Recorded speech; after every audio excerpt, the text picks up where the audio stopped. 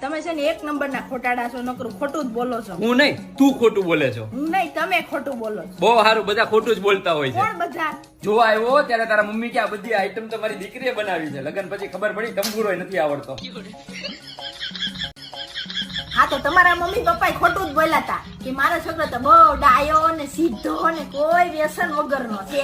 મને પછી જ ખબર પડી બધી. આવો બધાના મા બાપ ખોટું બોલતા જ હોય છે. મારા મા બાપે મને કહેતા હતા 12મા ધોરણની એક્ઝામ સુધી મહેનત કરો, પછી તો મજા જ છે, તંબુરો મજા છે. હા સાચી વાત છે. કાલે મને ઓલા કંડક્ટર ભાઈ એવું કહેતા હતા કે બેન આ બસ ફૂલ થઈ ગઈ, વાંહે બીજી ખાલી જ આવે છે. કેટલી રાહ જોઈ, આવી જ નહીં.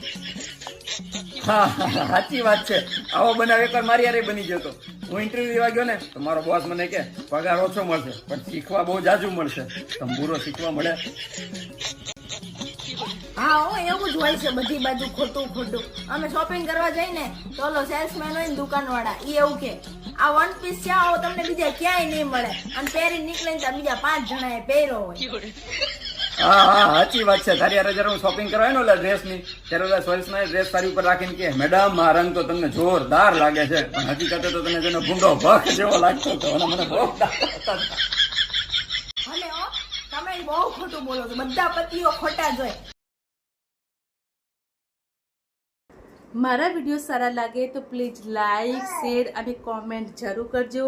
યુટ્યુબમાં મારી ક્રીના પ્રિન્સેસ નામની ચેનલ છે તો પ્લીઝ મારી ચેનલને સબસ્ક્રાઈબ જરૂર કરજો. અને ફેસબુકમાં ગૌરી પરમાર નામનું મારું પ્રોફાઇલ છે તો પ્લીઝ ત્યાં જઈને મને ફોલો કરજો.